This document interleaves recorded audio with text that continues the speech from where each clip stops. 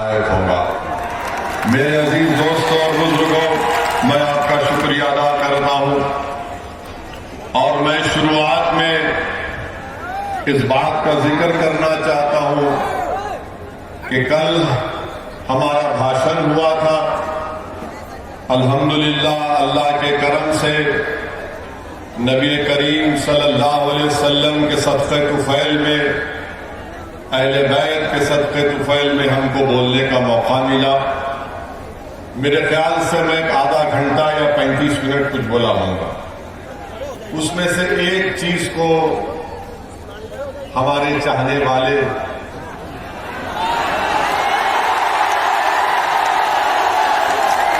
अगर मैं बुरा ना मानूं तो बोलूंगा, लगता है कि मेरे ससुराल वाले,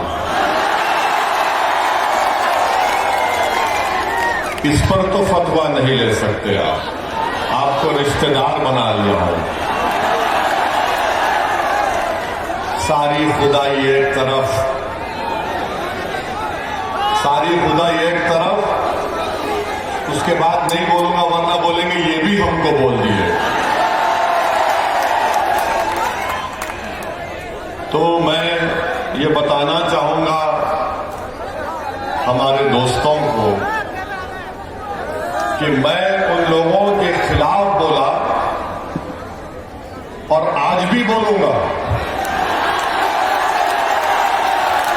अगर आप ये समझ रहे हैं कि एक शोशा छोड़ने से ओवैसी खामोश हो जाएगा, नहीं होगा। आप तूफान को छेड़ेंगे तो तूफान और बढ़ेगा। तो मैं उन लोगों के खिलाफ बोला जो है मुट्ठी भर, मगर 8 या 9% की है, मगर वो हम पर हाकिम बनते आए हैं, हमको कैदी बनाते आए हैं। तो इसलिए मैंने उनके बारे में बोला।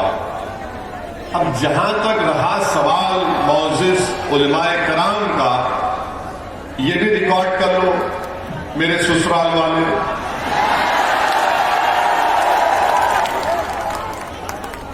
घर एक ही है,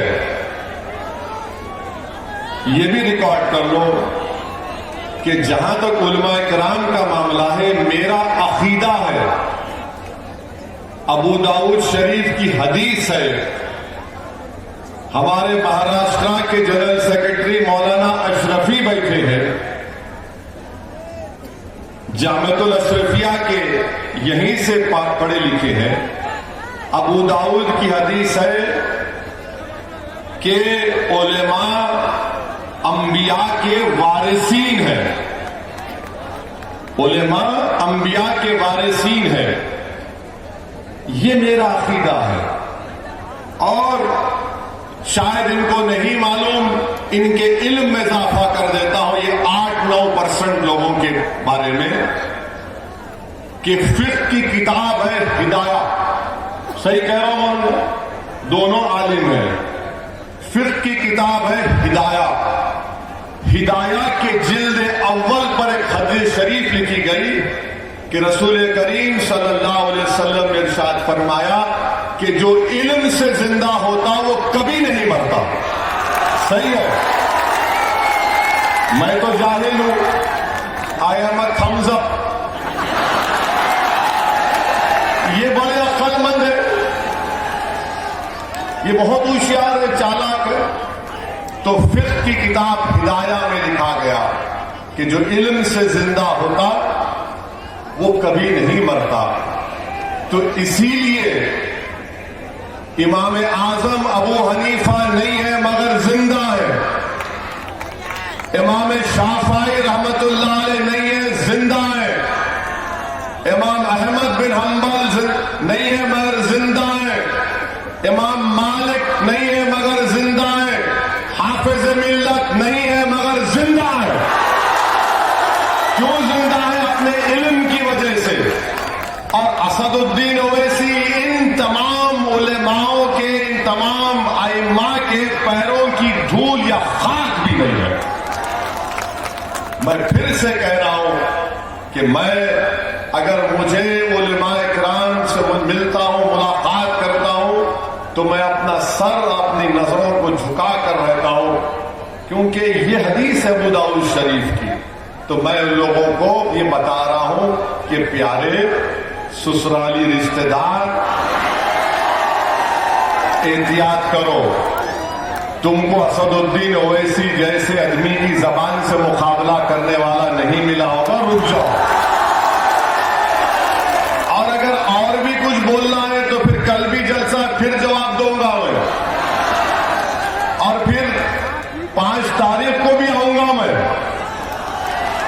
5 को भी आ रहे हैं, और इंशाअल्लाह ताला अल्लाह जब तक जिंदा रखेगा कमली वाले के सदक़े में मुबारकपुर को आता रहूंगा, भोगता रहूंगा। कोई माइका लाल मेरी जबान को नहीं रोक पाएगा इंशाअल्लाह ताला। तो मेरा जो अटैक था, मेरा जो हमला था, हमला 8-9% वालों पर था। इनको समझ में नहीं आया, बेकाबू हो गए कि हमारे सियासी आका पे बोल दिए। अरे उन तुम्हारे सियासी आका के बाप पर बोलूंगा। क्यों बोलूंगा? भारत का संविधान है, भारत का संविधान जिसको बाबा साहिब अम्बेडकर ने बनाया, फ्रीडम ऑफ एक्सप्रेशन, आजादी इज़हार ख्याल एक बुनियादी हक है। मैं बोलूंगा और बोलता रहूंगा। तो ये क्लियरिफिकेशन ठीक है ना? और बोले बस, रुक जाओ यहां पे गुड्डू भाई, और आगे रुक जाओ, फिर देखते हैं कल क्या होगा। हम किसी का कर्जा बाकी नहीं रखते, सुन लो अखिलेश, हम किसी का कर्जा नहीं रखते बाकी, खुददार आदमी है। अगर तुम कर्जा बाकी रखोगे जवाब मिल जाएगा। तीसरी बात यह है, हाँ बैठ जाइए, बैठ जाइए, पूरे बैठ जाइए, बैठ जाइए, बैठ जाइए पूरे। कोई नहीं आएगा तुम्हारे मेरे बीच में इंशाअल्लाह ताला। मैं तुमसे मोहब्बत करता हूं, तुम मुझसे मोहब्बत करते हो। हम सब रसूलुल्लाह सल्लल्लाहु अलैहि वसल्लम के गुलामों के गुलाम हैं, और हम सब आशिक़े नबी हैं। दिख रहा हैप्पी खुश बात देख कर आओ प्यारे। खाली हम देखने की चीज नहीं है, सुन के वोट डालना गुड्डू भाई को, डालेंगे ना, पतंग पे दबाएंगे ना। चलिए अब तीसरी बात जो हम बोलना चाह रहे थे आपको, अच्छा अच्छी बात, गुड्डू भाई बोल रहे आज ज्यादा बोलो। अब ज्यादा बोलेंगे तो हमारे ससुराली लोग काम पे लग जाएंगे। सारी खुदाई एक तरफ, नहीं वो नहीं बोलते। तो बात हम तीसरा पॉइंट आपको ये बोलना चाह रहे थे कि जिन लोगों को नाराजगी हुई, थोड़ा परेशान हो गए, हम उनको बताना चाह रहे हैं कि हमने अभी आपके सामने जिक्र किया कि ये उलमा किराम है, ये इमाम है, मगर याद रखिए दुनिया जब तक कायम रहेगी हक और बातिल में हमेशा टकराव होगा, हक और बातिल में हमेशा टकराव होगा। हक के गलबे के लिए ईसार और कुर्बानी देना पड़ता है, और बातिल हमेशा कोशिश करता है ताकत के बलबूते पर। बातिल ये समझता है कि मेरे पास ताकत है, इख्तिदार है, मेरे पास दौलत है, मेरे पास फुला है, मगर हक के पास ताकत सिर्फ सच्चाई होती है, और सच्चाई हमेशा आलिम आती है। जैसा कि इन लोगों को समझाने के लिए, जो 8-9% है, उनको समझाने के लिए कि मूसा अलैहिस्सलाम है, फिरौन का दरबार है,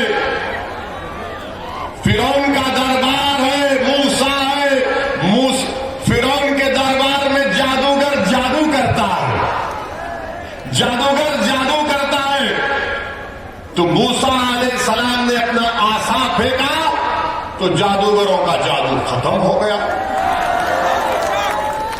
फिरौन समझा कि पानी में डूब जाएंगे, अल्लाह ने कहा तू डूबेगा, वो डूब गया। यजीद के पास ताकत थी, फौज थी, हाकिम था, समझता था कि लाखों का लश्कर इमाम हुसैन और अहले बैत को खत्म कर देगा, मगर करबला का मैदान, उसके रेगजारों से आज भी आवाज आ रही है। उस दरियाए दजल्ला का किनारा जो अहले बैत के खून से लाल हुआ, वो आज भी तुमको पुकार कर कह रहा है, सुनो मुबारकपुर की आवाम, अगर तुम हक को कामयाब करना चाहते हो तो हुसैनियत के परचम को बुलंद कर दो मुबारकपुर में। हुसैनियत के परचम को बुलंद कर दो। यजीद मुर्दा था, मुर्दा रहेगा। हुसैन जिंदा थे, है और सुबह क़यामत तक जिंदा रहेंगे। तो ये झगड़ा जो है हक और बातिल का है। अब अगर कोई वक्त के फिरौन को उसकी चापलूसी करता है तो उसको फिरौन की जमात का बोलेंगे। अगर कोई यजीद की तारीफ करता है, जालिम की तारीफ करता है, तो उसको क्या बोलते हैं आप जानते हैं। मगर असदुद्दीन ओवैसी, ये बात को मैंने अपने उलेमाए किराम के पैरों के पास बैठकर सुना। मैंने अपने मरहूम वालिद से तरबियत हासिल की कि जालिम कितना भी कवी हो, तुम हुसैनियत के परचम को बुलंद करो, सच्चाई को बयान करो। और जैसा ज़ैनुल आबिदीन ने यजीद के दरबार में सच्चाई को बयान किया, असदुद्दीन ओवैसी उसी ज़ैनुल आबिदीन के सच्चे को बयान में अल्लाह ने मौका दिया कि बातिलों के सामने हक को बयान करेंगे और बयान करते जाएंगे इंशाअल्लाह ताला। मेरे अजीज दोस्तों, बुजुर्गों, अरे जम के लगाओ।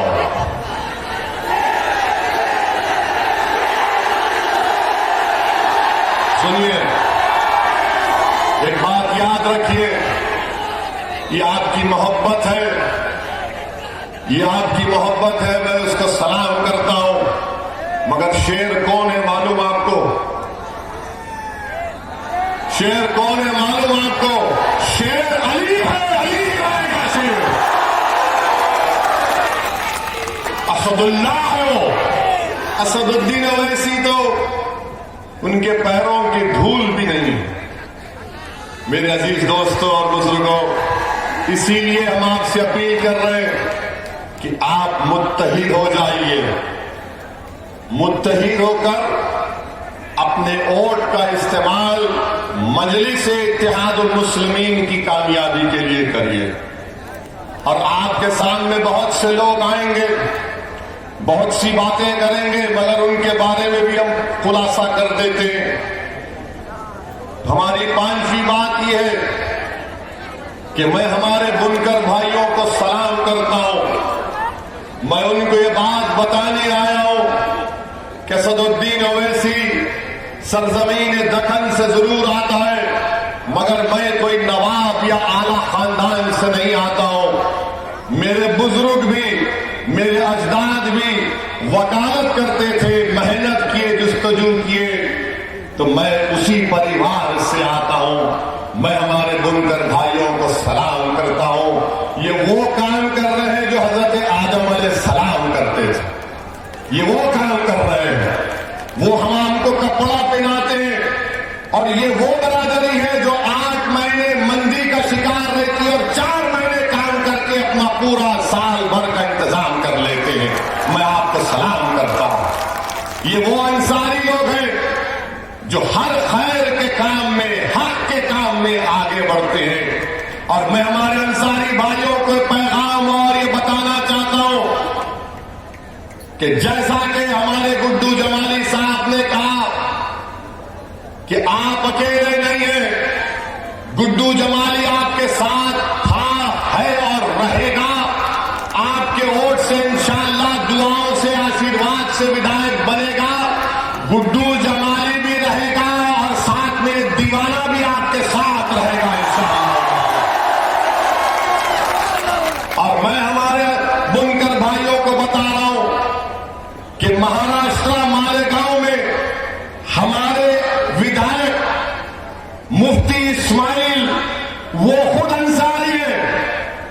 मुफ्ती इस्माइल साहब मालेगांव के हमारे मिले मदरसे इत्तेहाद और मुस्लिमीन के, वो हमारे पार्टी लीडर है। महाराष्ट्र की विधानसभा में 2 एमएलए हमारे, एक मुफ्ती इस्माइल और धूलिया से हमारे शाह साहब हैं। हमने मुफ्ती इस्माइल साहब को अपना पार्टी का लीडर बनाया महाराष्ट्र की विधानसभा के लिए। तो मैं हमारे बुनकर भाइयों को भी कहना चाह रहा हूं कि मैं जानता हूं कि यान का मसला है, यान का रॉ मटेरियल का मसला है। मैंने उस मसले को उठाया भी था, पार्लियामेंट में भी उठाया था। और जब आज से 2017 या 18 में एक मीटिंग बुलाई गई थी, उस मीटिंग में भी मैं गया था। तो आप हमारे बुनकर भाई सन 57 की जंग आजादी के बाद कोई माओ से, तो कोई मुबारकपुर से निकलकर कोई मालेगांव गया, तो कोई शोलापुर गया। मैं आप तमाम को सलाम करता हूं और आपको यकीन दिलाता हूं हम आपके साथ हैं, आपकी लड़ाई में आपके साथ रहेंगे। आप हरगिज़ इस बात की फिक्र मत करिए कि आप पर अगर कोई एक तकलीफ आएगी तो असदुद्दीन ओवैसी उसकी तकलीफ को अपने सीने में महसूस करेगा। और आपके साथ कंधे से कंधा मिलाकर मैं और गुड्डू जमाली आपके हक के लिए, आपके मान सम्मान के लिए हम लड़ते आए हैं और लड़ते रहेंगे इंशाअल्लाह ताला। मेरे अजीज दोस्तों और बुजुर्गों, छठी चीज जो आपको हम ये बताना चाहते हैं कि गुड्डू जमाली साहब ने अपनी तकरीर में, शाह आलम गुड्डू जमाली साहब ने कहा कि उन्होंने मजलिस इत्तेहाद और मुस्लिमीन में क्यों शमूलियत अख्तियार की। इसलिए अख्तियार की कि उनको अपनी इज्जत, मान सम्मान, उनकी गियरत उनको प्यारी थी। मैं उनको सलाम करता हूं कि अल्लाह सुब्हानहू व तआला ने उनको खुददार बनाया, अल्लाह उनको और खुददार बना दे।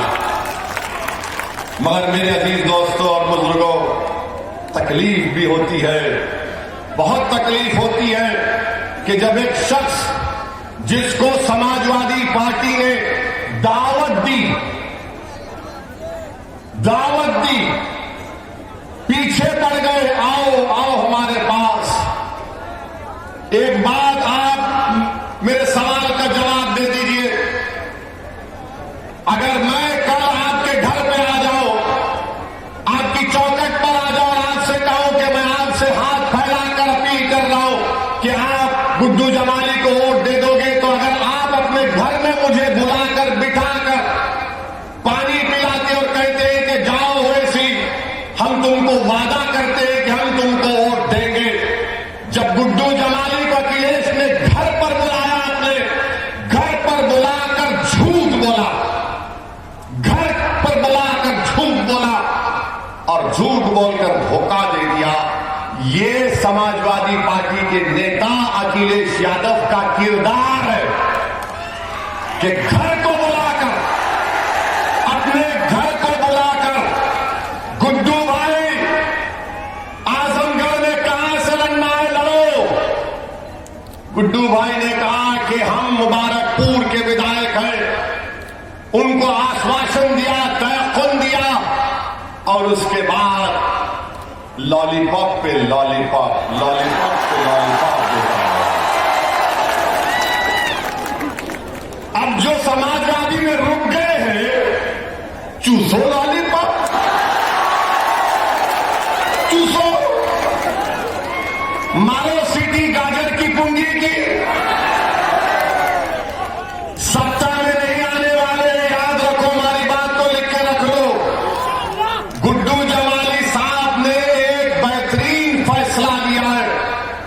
एक बहादुरी का फैसला दिया है और उन्होंने फैसला अपने लिए नहीं लिया। ये बात आपको समझने की जरूरत है। गुड्डू जमाली को टिकट काटना ये मुबारकपुर की जनता की तौहीन है।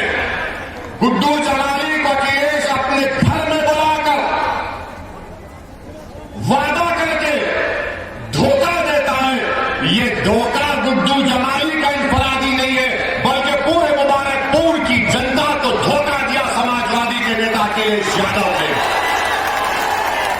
अरे अगर कोई दुश्मन घर को आ जाता है तो आप नरम पड़ जाते हैं। जब तुम दावत देकर बुलाते हो और उसके बाद तुम गुड्डू जमाली के पीठ में खंजर मारते हो, ये अखिलेश यादव का असली चेहरा है। इसको याद रखो आप। ये इनका असली चेहरा है। जो विधायक है 10 साल का, अभी सत्ता में नहीं है, ना आएंगे इंशाअल्लाह, मगर अहंकार इतना है कि घर पर बुलाकर आप जहर का प्याला उसको पिलाने की कोशिश करते हैं। मेरे अजीज दोस्तों और बुजुर्गों, ये अखिलेश, जनाब अखिलेश यादव साहब, वरना फिर ससुराली नाराज हो जाएंगे। जनाब अखिलेश यादव मोहतरम भी है। अब इससे आगे बहुत बोल सकता हूं, इंतजार करूंगा आज की रात का। कल कहां पर है गुड्डू भाई जलसा?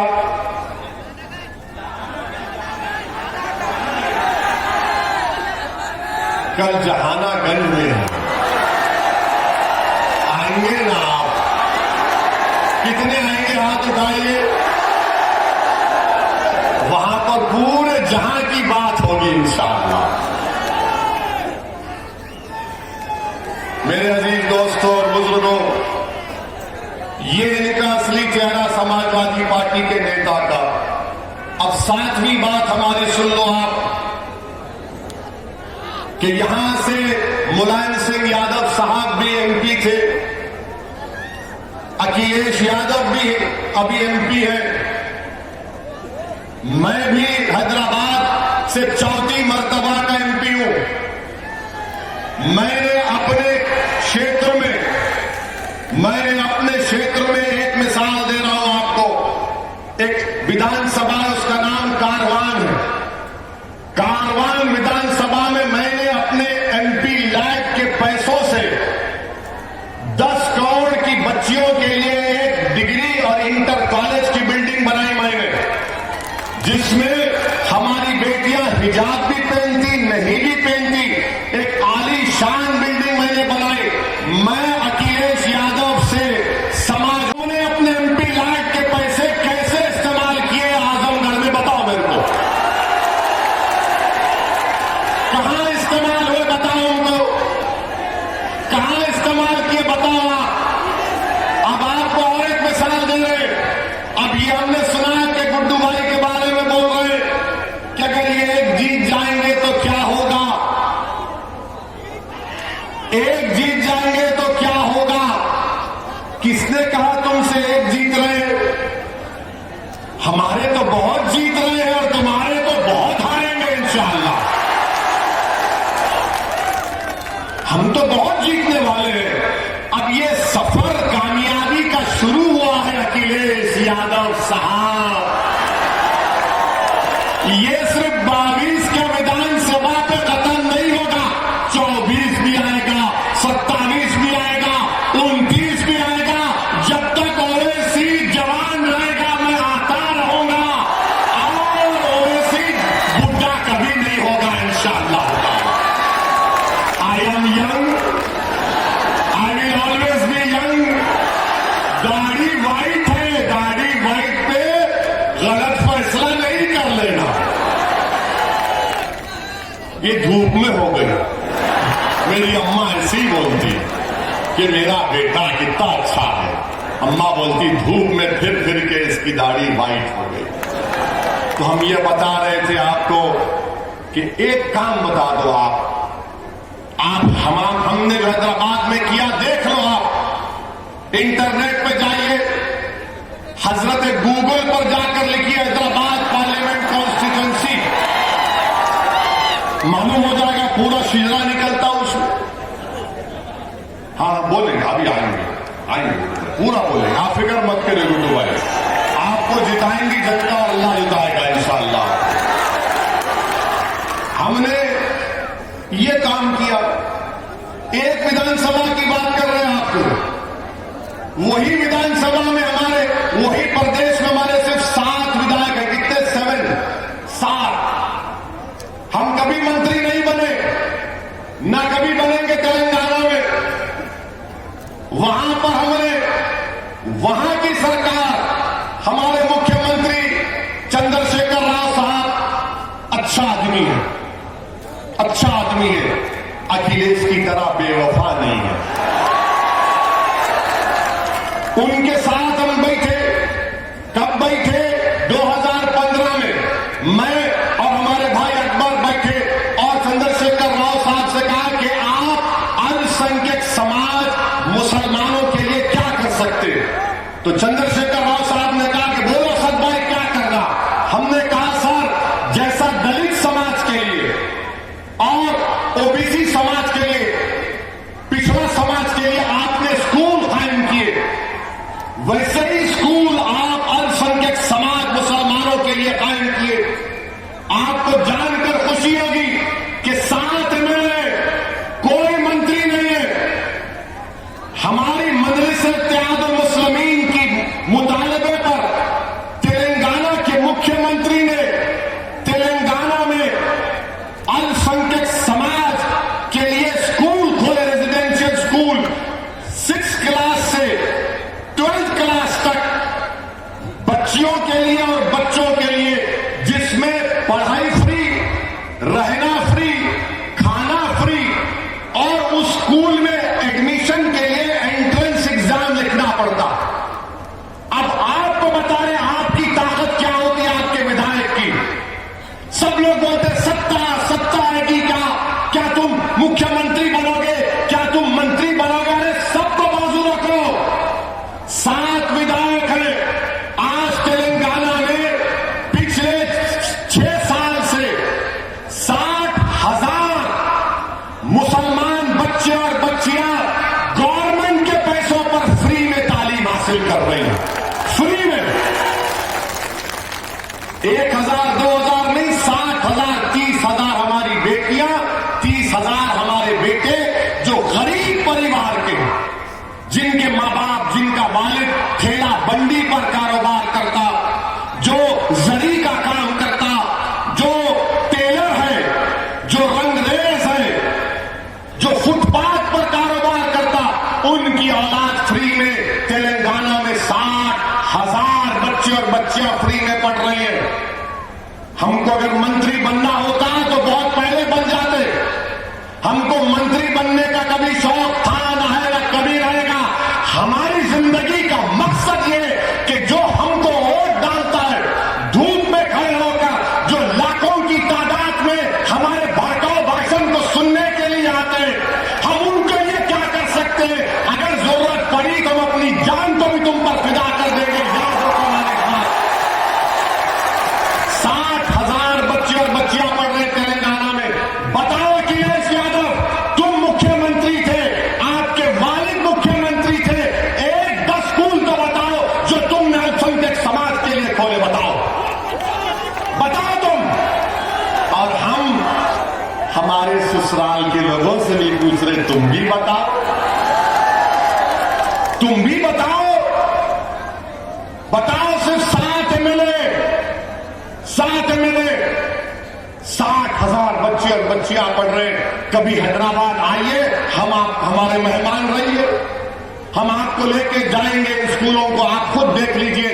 गवर्नमेंट का पैसा है, एक पैसा गरीब नहीं देता उसमें। हमारे से लोग आके लड़ते, बोलते कि अगर तुम एडमिशन नहीं दिलाओगे तो हम तुमको वोट नहीं देंगे स्कूल में। ये मिजाज हमको पैदा करना है। और तीसरी बात, लोग बोलते कि ओवैसी फिरका परस्त है। अरे भाई, हैदराबाद में मेरे 44 कॉर्पोरेटर है, 44 में हमारे 5 हिंदू भाई हैं। अच्छा, ये जब हमारे पास एक साल बाबा आए थे, बाबा आए थे हमारी कॉन्स्टिट्यूंसी में। 4 घंटे योगी फिरे हैदराबाद पार्लियामेंट कॉन्स्टिट्यूंसी में, 4 घंटे। और जहां कहीं भी जाते, ओवैसी ये, ओवैसी वो, ओवैसी ये। अकेले है ना बाबा, कोई नहीं है तो गुस्सा हम पे ही निकालता। अकेले हैं बेचारे, अकेले रहते हैं। तो 4 घंटे हमारे हैदराबाद पार्लियामेंट कॉन्फ्रेंस में फिरे। अमित शाह आए थे। अमित शाह जिस कॉन्स्टिट्यूंसी में, एक कॉन्स्टिट्यूंसी में आकर अमित शाह जाकर प्रचार करे, आपको मालूम जिस कॉन्स्टिट्यूंसी में अमित शाह गए, पुराना पुल उस वार्ड का नाम है। और 4थी मर्तबा उस वार्ड से कौन जीता? मंजलिस इत्तेहादुल मुस्लिमीन का काउंसलर, उसका नाम क्या है? राजमोहन। 4थी मर्तबा अमित शाह खुद गए।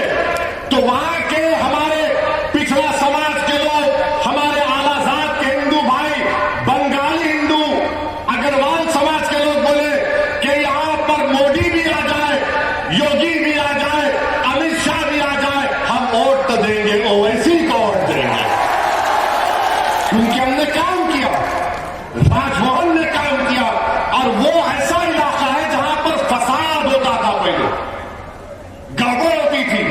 अगर कभी गड़बड़ होती है वहां पर, आज से 6-8 महीने पहले भी बस बदमाश किस्म के लोग कोशिश किए, तो राजभवन कहां जाकर ठहरा? राजभवन मुसलमान इलाकों में जाकर ठहरा। और मजलिस का मुस्लिम नेता हमारे हिंदू भाइयों के पास जाकर ठहरा, बोला कुछ नहीं होगा, कोई पत्थर नहीं मारेगा, अमन रहेगा।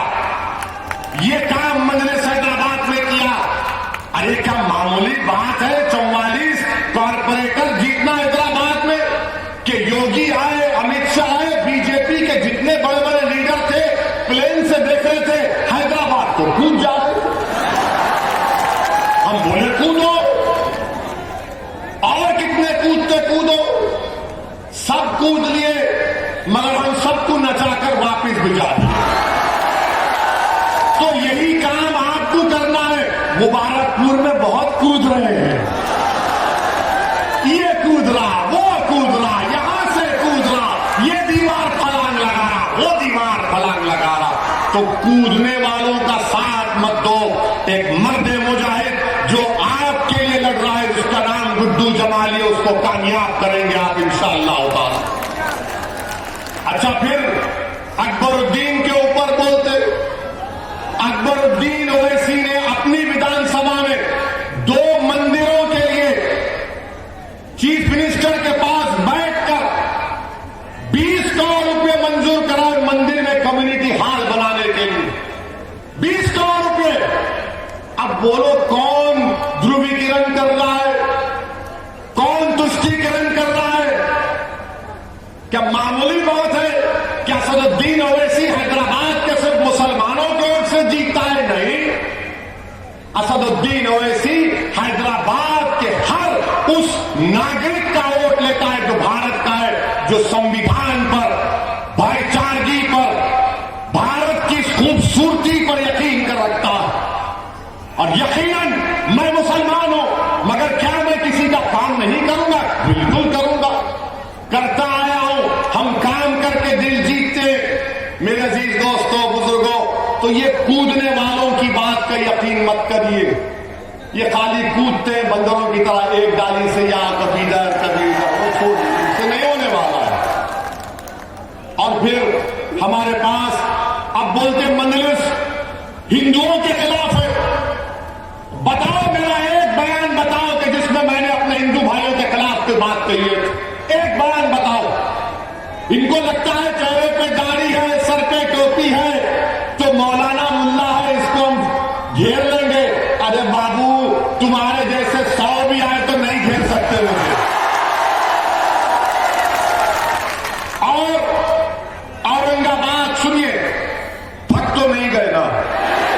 बोले नींद आ रही है क्या? जाग रहे हैं ना?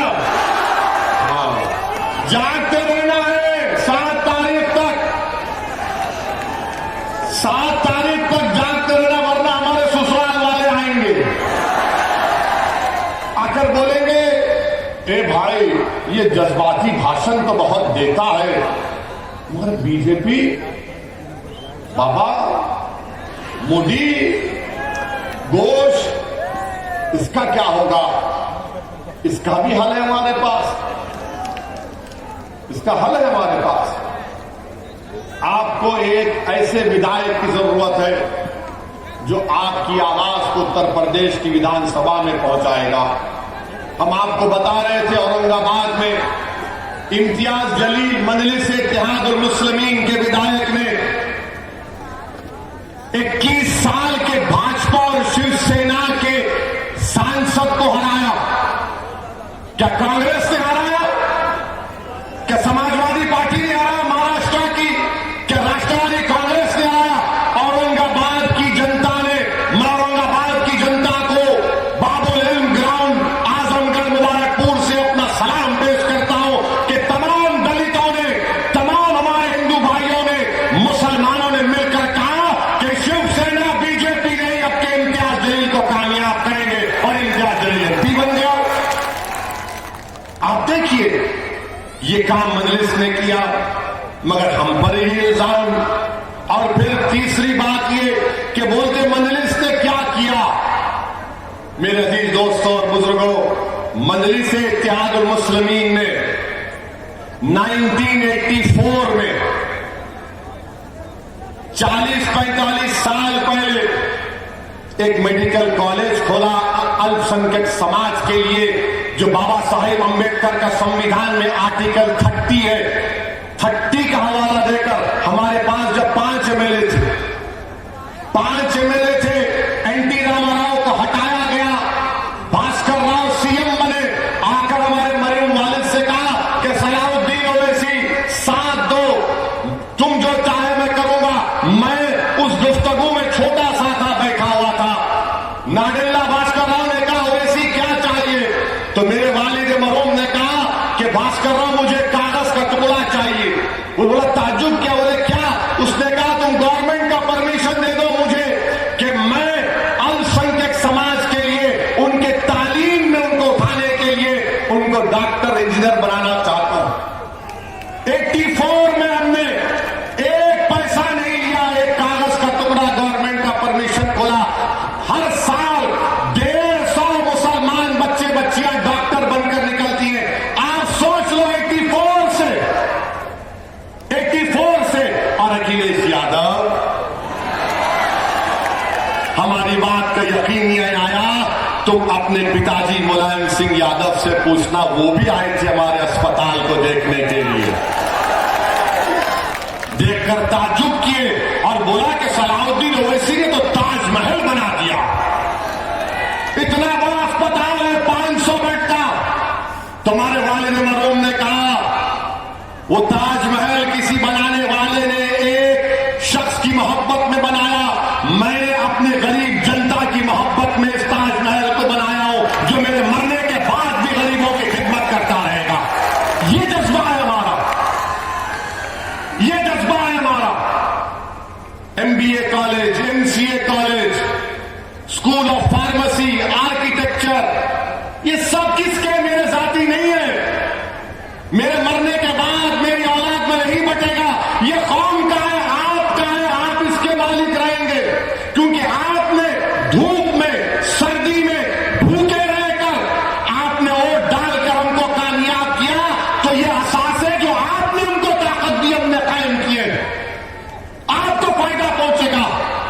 इसीलिए हैदराबाद में सब आते, हम सबसे कहते हैं कि रुख उधर करो, इधर का रुख मत करो, ये तूफान में तुम्हारी कश्ती डूब जाएगी। तो हम भी चाहते हैं कि मुबारकपुर में भी वही तूफान खड़ा होगा इंशाअल्लाह ताला। आप वो तूफान बर्पा करेंगे, आप वो तूफान बर्पा करेंगे, आप वो तूफान बर्पा करेंगे, वो तूफान बर्पा करेंगे आप। और क्या तूफान है? वो मोहब्बत का तूफान है, नफरत का नहीं होगा। वो मोहब्बत का तूफान होगा जिसमें मुबारकपुर का हर गरीब, चाहे किसी मजहब का हो, किसी समाज का हो, वो बोलेगा कि हाँ ये मेरा तूफान है, इस तूफान के जरिए हम कामयाबी हासिल कर सकते हैं। ये मजलिस-ए-इत्तेहादुल मुस्लिमीन ने काम किया हैदराबाद में, ये काम भी मुबारकपुर में हो सकता है। आप कामयाब करिए। लोग बोलेंगे गुड्डू जमाली साहब को हमने 2 मरतबा विधायक बनाया। यकीनन आपने बनाया, आपको सलाम, आपको सलाम। मगर अब की बार फर्क क्या है बताओ? फर्क क्या है बताओ? अब की बार फर्क क्या है बताओ? फर्क यह है कि कल तक गुड्डू जमाली भाई बसपा के नेता थे, अब वो आपके नेता बनेंगे इंशाअल्लाह ताला। ये फर्क है, ये आपका नेता बनेगा। कोई बात नहीं, लाइट हम पर है, हम अपना सेल फोन खोलो, लाइट चालू करो, जुगनू जगाओ, मुबारकपुर में एक उम्मीद की लहर। हाय हाय क्या समय है, अखिलेश देख लो इसको, ये रोशन हो चुका है मुबारकपुर। अब लाइट जल चुकी, अब मशाल जल चुका, अब 7 तारीख को इंशाअल्लाह ताला यही लाइट रहेगी बस। वाह वाह वाह, आप लोग बड़े तेज हैं। सेलफोन लाइट, ये जंगल में जुगनू चमक रहा है, अब तो ससुराल वाले और परेशान हो गए। और इधर भी है, छत पर भी है, हाँ दाहिने भी है, हम देख रहे हैं सबको। आपका बहुत शुक्रिया। हाँ माए बहने भी है माशाअल्लाह से, हिजाब और निकाब पहनकर उनको सलाम। तो मेरे अजीज दोस्तों और बुजुर्गों, ये हमारे ससुराल वाले बंद करें क्या लाइट? लगता है बहुत बोल दिए तो लगता है कि भाई ज्यादा बोल दिया। बहरहाल मेरे अजीज दोस्तों और बुजुर्गों, आपसे अपील है, अभी थोड़ा आगे देखिए, नाम लिए तो आगे लाइट, आगे आगे आगे आगे आगे। मेरे अजीज दोस्तों और बुजुर्गों, समाजवादी पार्टी क्या बीजेपी को हरा सकती? नहीं हरा सकती बीजेपी को समाजवादी पार्टी। आपने 2019 में बहन मायावती को और अखिलेश यादव को वोट दिया नहीं दिया? दिया था ना आपने। पूरे उत्तर प्रदेश में आपने दिया, मगर सिर्फ 15 सीट पर ये लोग कामयाबी क्यों हासिल किए? मेरे अजीज दोस्तों और बुजुर्गों, हम आपसे अपील कर रहे हैं कि मुत्तहिद रहिए, अपने एक एक वोट को जाया होने से बचाइए। आपसे अपील कर रहे हैं, ये लड़ाई आपकी लड़ाई है, ये लड़ाई आपको नेता बनाने की लड़ाई है, ये लड़ाई फिरका परस्ती को रोकने की लड़ाई है, ये लड़ाई नफरत को खत्म करने की लड़ाई है, ये लड़ाई मोहब्बत को आम करने की लड़ाई है, ये लड़ाई मुबारकपुर के बच्चे और बच्चियों को शिक्षा दिलाने की लड़ाई है, ये लड़ाई मुबारकपुर में विकास को पैदा करने की लड़ाई है, ये लड़ाई आपकी आवाज को उत्तर प्रदेश के विधानसभा में बिठाने की लड़ाई है। इस आवाज को आपको पहुंचाना है मेरे भाइयों, मेरी सरदार मां और बहनों। सपा बीजेपी को नहीं रोक पाएगी। हम पार्लियामेंट में देख चुके हैं कि 2019 में अमित शाह ने अनलॉफुल एक्टिविटीज प्रिवेंशन एक्ट का कानून लाए थे। वो कानून ये कहता है कि दिल्ली में एनआईए का इंस्पेक्टर बैठकर किसी शख्स का नाम अगर गुड्डू जमाली होगा तो उसको टेररिस्ट घोषित कर दिया जाएगा बगैर कोर्ट के फैसले के। क्या समाजवादी पार्टी ने अमित शाह के हक में वोट नहीं दिया? क्या बसपा ने वोट नहीं दिया?